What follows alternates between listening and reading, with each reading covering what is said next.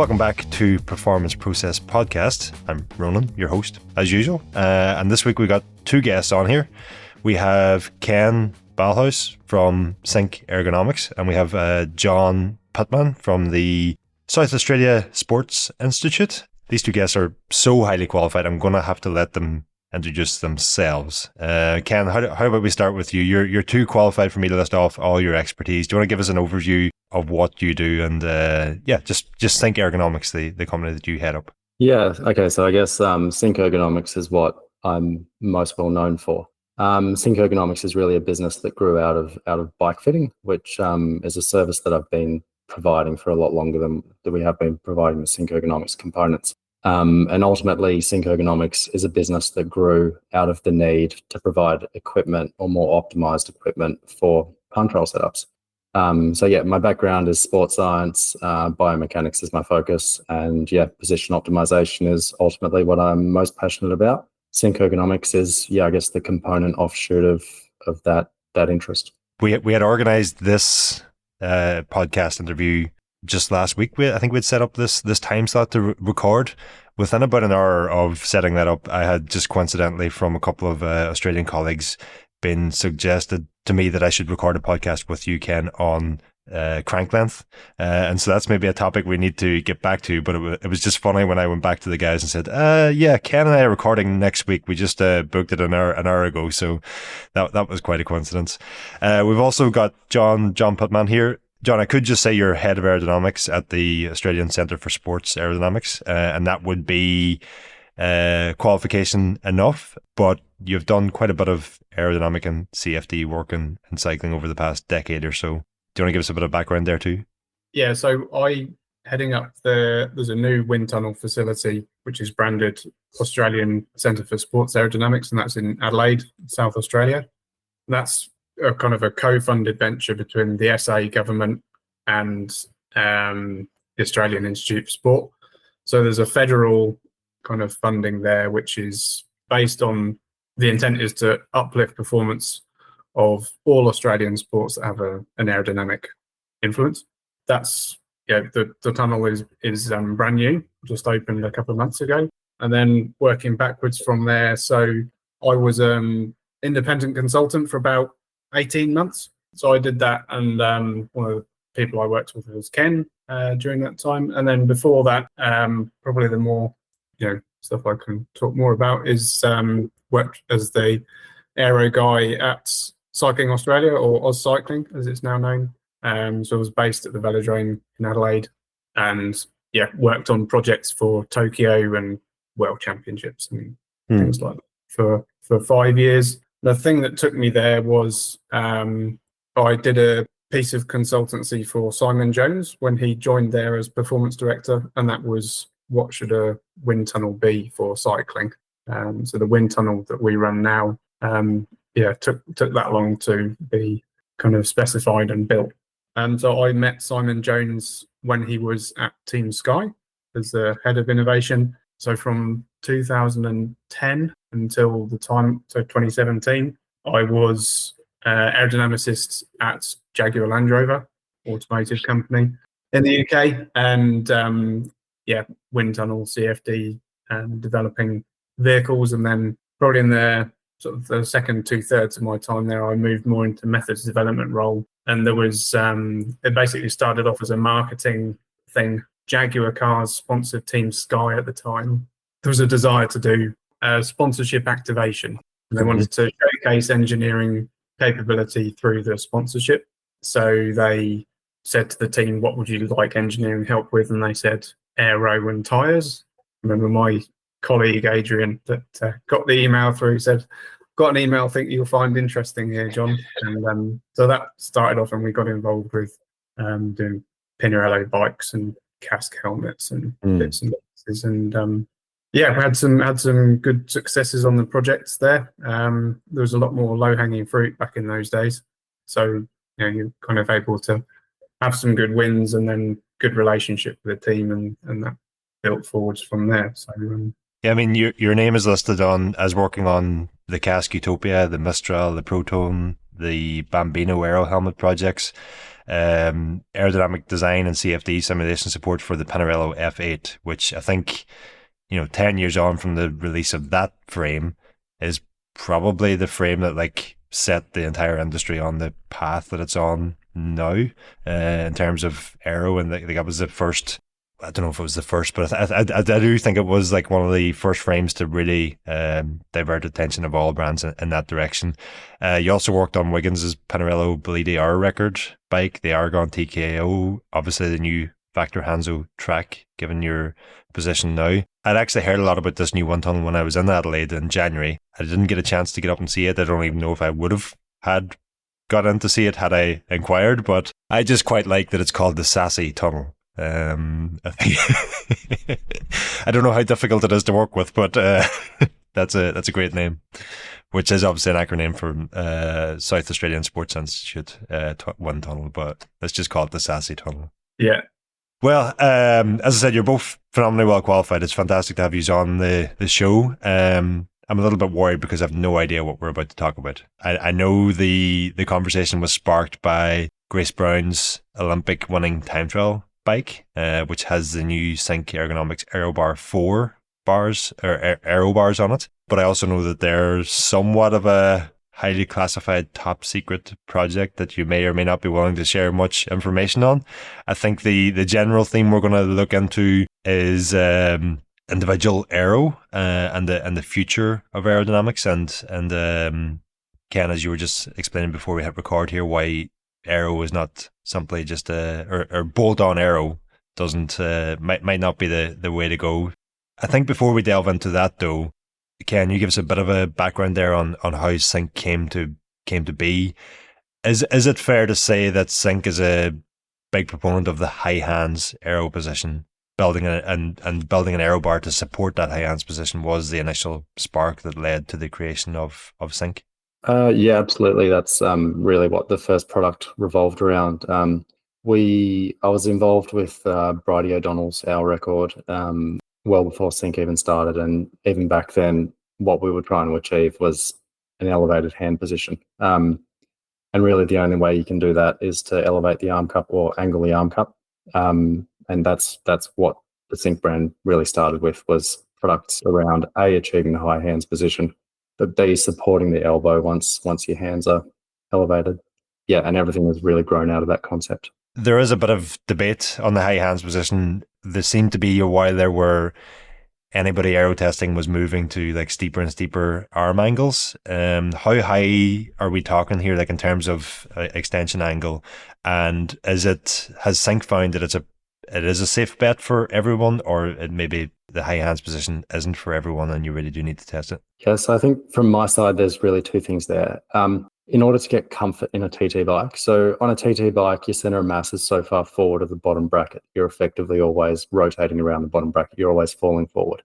The only way you can support that is to angle the arm cup, right? So a high hands position is always more comfortable than a flat forearm. So, I don't think it really matters if you're talking about a 4K pursuit or a 180K TT in an Ironman. You still need support, because it's not only comfort, but it's also the consistency of your aero position. From that perspective, I'm pretty firmly of the opinion that a high hands position is always a more effective strategy than a flat forearm position. But then I guess the second side of the equation is, when we first started doing our products, it was all about maximizing what you could do within the UCR rules. So for example, if you've got an athlete that's 6 foot tall and you're trying to fit them within a length of 800 mils from the center of the BB, the only way that you can really cheat the length is to get their hands higher than their elbows, and that gives you a bit of free length.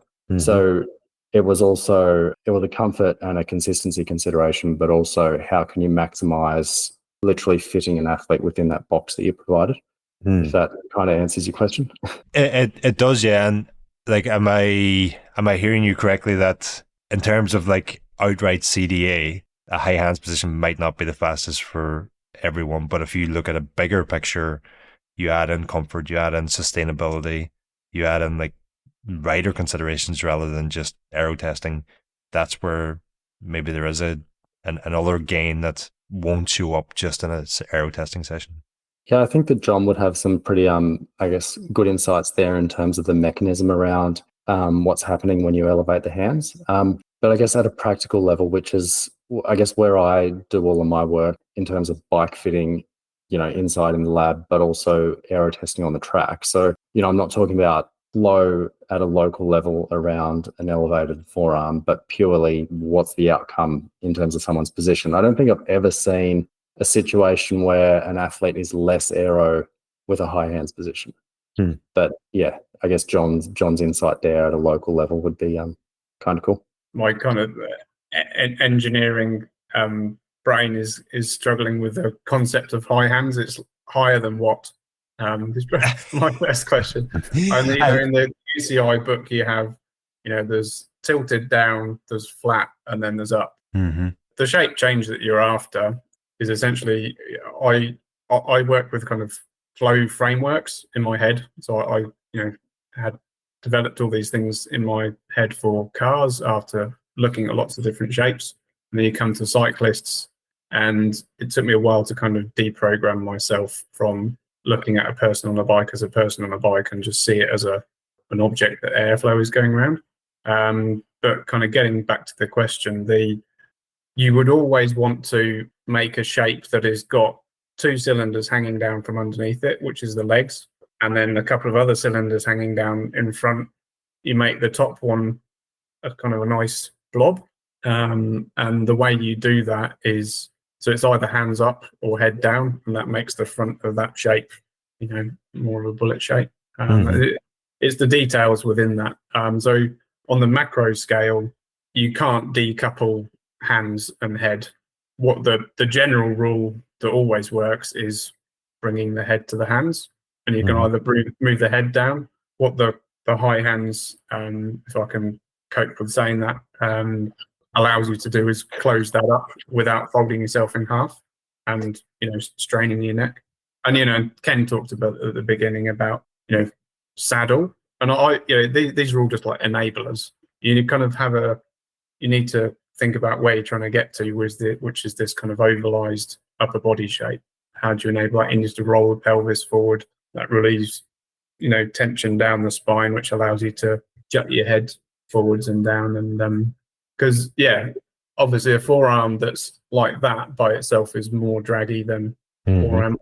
So plan A is a slight incline and a low head, but usually that requires being able to kind of rotate around the pelvis. So streamlined upper body and components that enable that. I seen I can't remember where I seen it. It must be 4 or 5 years ago at this point. It was a picture of a rider side on in their time trial position, and someone had overlaid an image of a bullet over the top of them.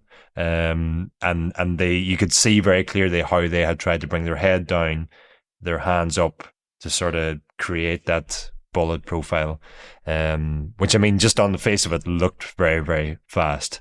I think you touched on a key point there. There was if you just take in isolation the forearms at let's say at 20, 25, 30 degree angle rather than high hands, to be a bit more specific, and an aero tested the forearm in that angle, it's probably going to be slower. Or if you just test aero bars in that position, it's probably going to be slower. It's the combination of integrating aero bars into the forearm, bringing the head down to meet it, and the overall streamlining of that upper body. Is that where we're seeing the true gains in terms of an aero benefits of what is commonly referred to as a high hands position?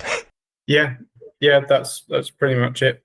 The more and more you get towards the macro scale streamlined shape of that upper torso, the more and more there's this ever expanding elephant in the room, which is these legs hanging down. And this is probably a bit of a segue into what you can do with a cockpit, because you're like, well, ideally what you want to do is humans on bikes are an aerodynamic disaster. I used to have a stock slide, which was the if you kind of normalize it for frontal area. So a person on a bike, a really streamlined person on a bike, is still worse in shape efficiency terms than a Land Rover.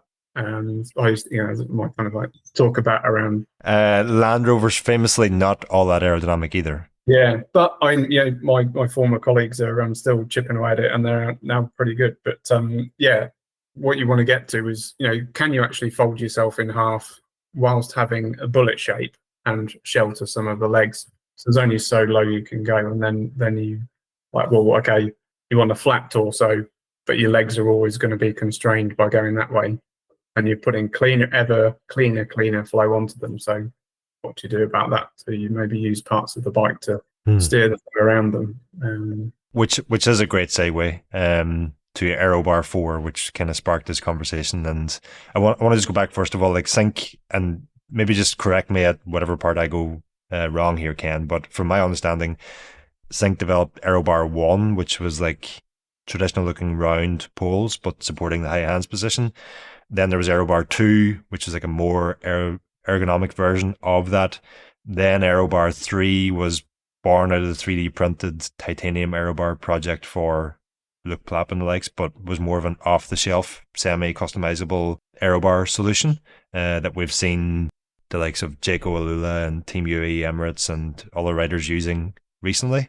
And now we've got Aerobar 4. When I was watching the Olympics, looks like the same Aerobar 3 extensions. Perhaps they are different, but it looks like the same extensions. But the key difference that I had seen there was the riser beneath those extensions, between the base bar and the aero extensions, looks quite different. And I think there's more there than just rider positioning happening. Do you want to kick us off? Tell us, what is Aerobar 4, or what can you tell us about Aerobar 4? Yes, I think you nailed it. Basically, we started with Aerobar 1, which, and I guess backtrack and answer your question from before, 15 degrees was always the angle that we were working around with Aerobar 1, and still continues today. Aerobar 2 kind of grew out of the desire for athletes to be further forward, and we couldn't really do that with Aerobar 1 because you end up running out of length. And Aerobar 2 really grew out of the need to increase height and increase length.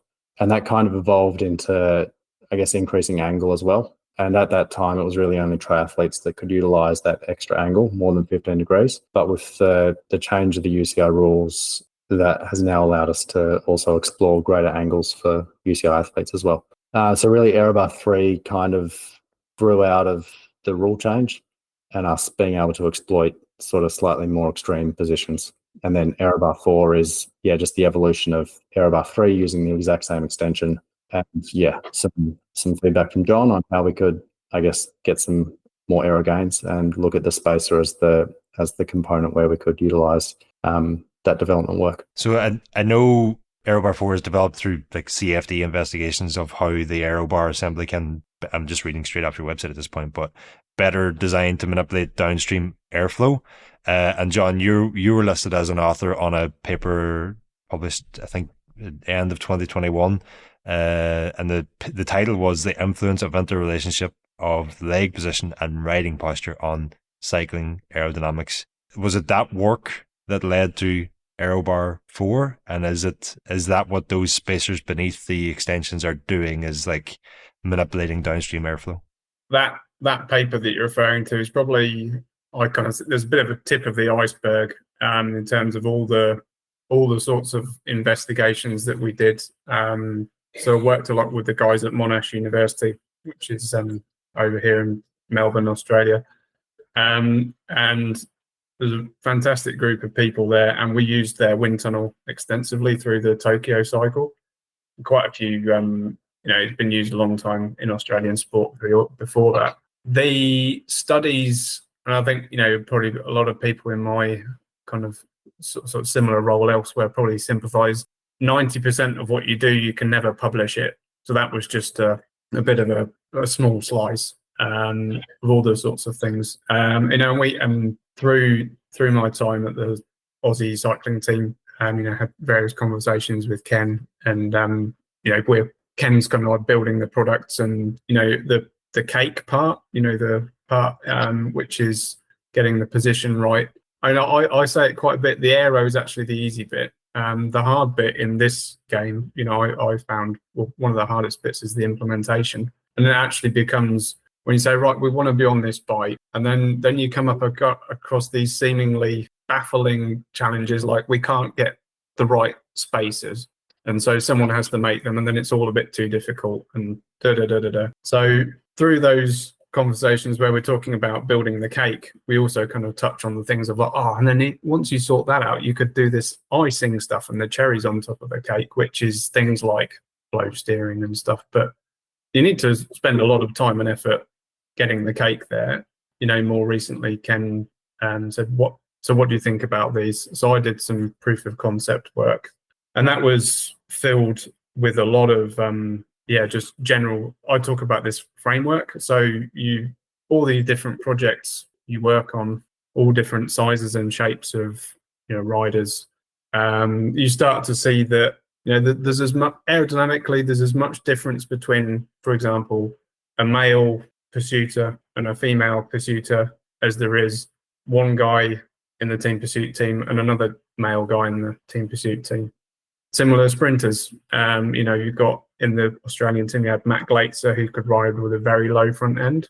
And then you'd have someone, when I was there, Nathan Hart, who had a more kind of conventional flat torso position. So these were all chalk and cheese. And the automotive analogy was like, you wheeled one cyclist into the wind tunnel. It's like going from a Range Rover to a Jaguar and then back again. And you've gone through the flow would be going this way on one and that way on another, in terms of the drop from the saddle to the base bar and all these sorts of things. In terms of the magnitude, if we're talking about spacer stacks are generally like this high, and you've got changes in drop, things like this. The flow field changes are massive between different people. When you can use tools like CFD and FlowViz in the wind tunnel, some of which was shown in that paper, then it's just like turning the lights on. And then, as I say, the challenge then is kind of finding someone that's interested in being an outlet for all of these ideas that you've got in your head. You could do this and that. So definitely some of the work that happened in that paper fed into this particular product. Yeah, but it's also it's highly nuanced, and like Ken said, like it's that particular style serves a purpose for that case. The one we did for Luke Platt was quite a bit different. That outlet that you mentioned, is that Ken or is that Grace Brown and Luke Platt? But in this case, Ken was the outlet. Yeah. I think really John and I have been talking about this stuff since probably pre-Tokyo, really. So that takes us back to like 2020. Yeah, obviously you start a conversation around a general idea. And for us, it was when Luke signed with Jayco, and that was announced late last year. We knew about that a fair bit in advance of that. And that idea that John and I spoke about in 2020, 2021 was then kind of reinvigorated. All right, we've got the opportunity to work with an athlete that we can actually employ this idea on. So let's do it. Let's make it happen. Yeah, and that's so. Luke Platt was the first rider that rode Aerobar 4, and then Grace was the second athlete that's been used with.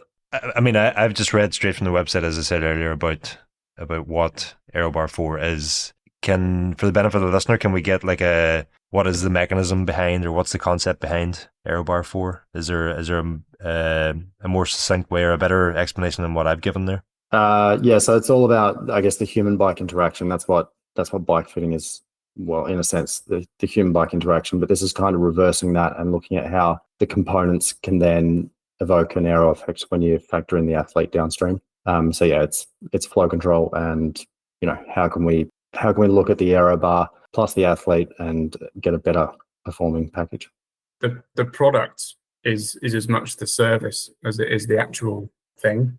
It costs a lot more than the standard one, but is the same amount of engineering, kind of nuts and bolts engineering goes into it, and it's it's kind of similar, well-known, prominent skin suit company. The skin suit is you're paying for the service, the customization bit, so that's the product, and so it's commercially available. But I want Grace Brown's cockpit. It's not going to do you any good. Or you might spend all the money and you go no faster. It's not going to do you any good. That's a key message you've just made there. That, and from my understanding, that's because it might do, but it might not. Yeah, and that's because it's the Aero risers that we've seen Grace Brown using. They are part of a service that has seen her 3D scans, CFD analysis, CAD work, wind tunnel testing, everything done on an individual basis, and those risers interact with her legs behind them. Is that what we mean, or how can we delve into that a little bit and what exactly we mean there, and because I think that's the individuality of it all, isn't it? Yeah, that's a pretty good summary of it. And I guess just to build on what John was saying before, so that product really starts with a bike fitting service. And for Grace and Luke, those services started, essentially 5-6 years ago. Once you get to a point where you're no longer playing with things like stack height or pad reach or anything like that, then you can start to, I guess, delve more into the, how can we make a more efficient component that achieves your exact position on the bike? And that's where we kind of end up with Aerobar 3. Those products were originally made off scans of athletes. So that's where the 3D scanning comes in. Aerobar 3 was still adjustable in terms of pad stack. And that's, the next step from that is Aerobar 4, which then takes that scan or an updated version of that scan, a scan of the bike. John then goes through the CFD process. We, implement the CAD according to John's feedback. That goes through a couple of versions of evaluation because it's always hard to make a part that's 100% true to your feedback that you get from CFD. We've got the restraints of having to get a DO2 wire through a spacer, for example, or just geometry that you simply can't model. So yeah, that takes a fair amount of time, and then you end up at a point where you're happy to press play on production of it. Again, my basic understanding is that that structure that we see in the risers, that's effectively manipulating the flow. And again, if we go back to what we mentioned earlier, in isolation, that structure might actually test slower than an aero optimized riser, but it's when you combine it with the rider on the bike, the flow control that it's creating, that reduces overall drag on the entire system. Is that, and that's where again the individuality of it all comes in. Yeah, exactly. Yeah, so if you just tested the bike by itself, you'd end up with more drag. Or there'd be versions of those cockpits that John's tested that would have created a worse situation with more drag on the actual aero bars and less of a gain on the athlete. Probably the recurring theme there is it's a system, right? And it doesn't matter if you're looking at bike fitting or if you're looking at the the end goal of all that bike fitting. It's how it works as a system as opposed to any one little piece of componentry. Ken, John had said some containable amount of money. How much are we looking at if someone did want to buy a set of Aerobar 4, or if someone wanted to avail of the service, which then created themselves a set of custom Aerobar 4 risers and extensions? How deep are your pockets? Like you could churn through tens of thousands of dollars to try and understand what is the most aerodynamic Aerobar solution that you could make. I think I'd get back to the point of most people are just not in a position where they can even exploit that kind of technology. I said before that there's literally a handful of athletes that I've ever worked with that are legitimately at that point where you're no longer making any changes, or they have no more complaints from competition or training or simulation sessions. I don't think that it's a question of how much does it cost. I think it's a question of how many people can legitimately be there, and there's just not that many that can truly exploit it. And I guess to some extent, it amazes me that people at a world tour level are making in-season changes to their positions, or people in the weeks leading up to Ironman World Championships are making changes to their positions that haven't been locked in 6 months, 12 months, 18 months prior. I guess I just always get back to the point that there's actually very few people that you could indulge in that project with. As we said here before we hit record, Ken, you had said there's no such thing as bolt-on aero, which I had said was ironic coming from the guy who makes bolt-on aero bars. But that's a completely different approach, because how often do we hear that bike fitting is an annual process, and then even with time trialing, we hear riders getting their aero positions tested and optimized and adapted. It seems like on an annual basis as well. what you're saying here is like this Aero Bar 4 concept, the entire concept can only happen when you have a rider who knows this is my position, that is not changing, and then you can build in that flow control around something that you know is already fixed. Yeah, I think Aerobar 4 is the definition of an end stage product where you literally have like no option to adjust it beyond, your final design, or very, very limited options to adjust it beyond your final design. And yeah, it really only works for an athlete where you've explored everything that you want to explore with position optimization, and that position is set in stone. And yeah, I think it is a pretty rare opportunity that you get to work with an athlete, for years on end and get to that point. Yeah, there's only a couple of people that I've worked with in my time that, I think are ready for that type of product. So if that's the end goal, what's all the individual aero that you think, where's the untapped potential to get to that position? Yeah, there's obviously a lot in the area of bike fitting. So whether it's the basics of crank length and saddle choice and how that influences someone's aero position, it surprises me that even today, I think saddles are really something that are underexploited in elite time trialing, even in triathlon as well, where there's typically a lot less conflict of sponsorship. So yeah, saddle, crank length, the basics of bike fitting that just seem to get glossed over or underappreciated. Two topics we've delved into quite extensively on the podcast, both progressive saddle positions, shorter cranks and that.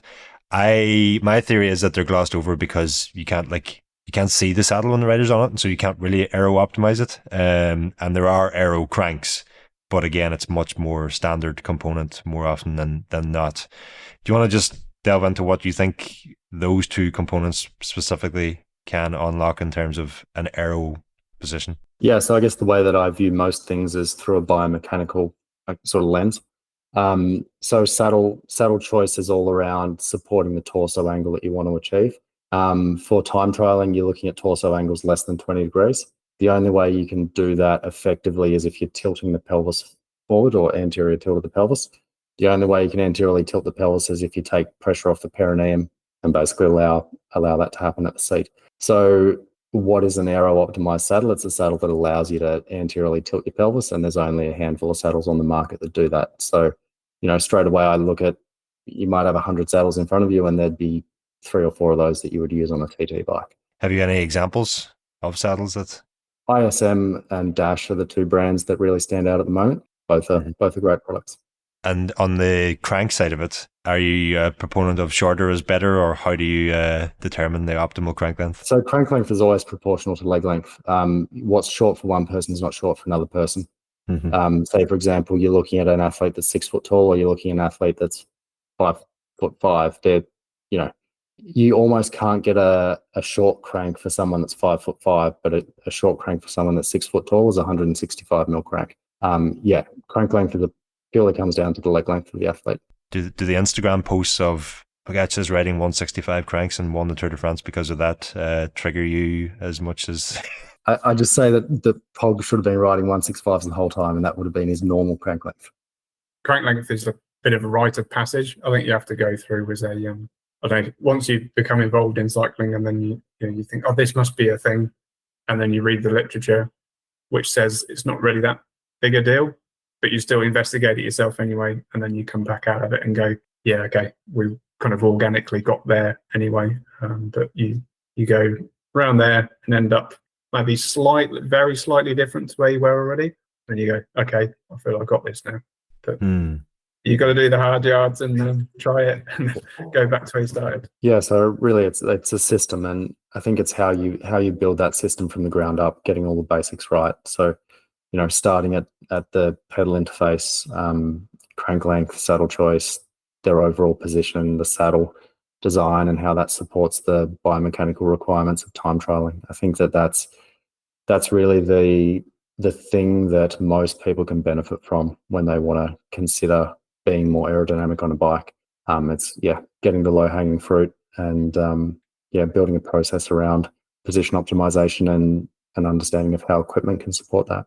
Yeah, you said there's no such thing as bolt-on aero. Is that what you mean? It's like those bolt-on aero components, the fancy stuff that we all see, should be, going back to John's analogy earlier, it should be the icing on the cake. The cake is the actual positional optimization that should come first. Yeah, exactly. You've got to select first and then you bolt it on. Okay. Yeah, I think you should just view equipment as John puts it, an enabler. It's the equipment is the thing that supports your aero position. It's not like you can just go and buy an expensive set of extensions without consideration to how they affect your position on the bike. There's a lot that goes into, I guess, achieving the perfect time trial position and supporting it. And equipment should be considered as part of that system as opposed to just a bolt-on accessory after the fact. I guess that's what I mean by bolt-on aero. In some ways that's refreshing to hear, but in other ways it's kind of nightmarish, because the philosophy so far for most riders has just been, oh, those bars are faster or those wheels are faster, I'm just going to buy them, put them on, and I will be faster. But actually there's a bit more to it than that. Yeah, definitely. Yeah. Which I think I appreciate it because I come from a background of position optimization first. And I guess, that's John's, the level that John appreciates it from as well, is, it's how you achieve the best position as opposed to just, a piece of equipment. Fascinating. Okay, folks, that's where we're cutting off the free version of this podcast this week. Just a reminder, if you head over to escapecollective.com/member, you can sign up now and you can get the entire podcast uninterrupted. You'll not have me butting in to cut you off or to remind you that you're not yet a member. And in doing so, you will be helping to ensure this podcast continues for many more episodes and months and years to come. So head over escapecollective.com/member now to sign up to Escape Collective and to get the entire episode of Performance Process, along with all of the other podcasts and written content that we publish on our website.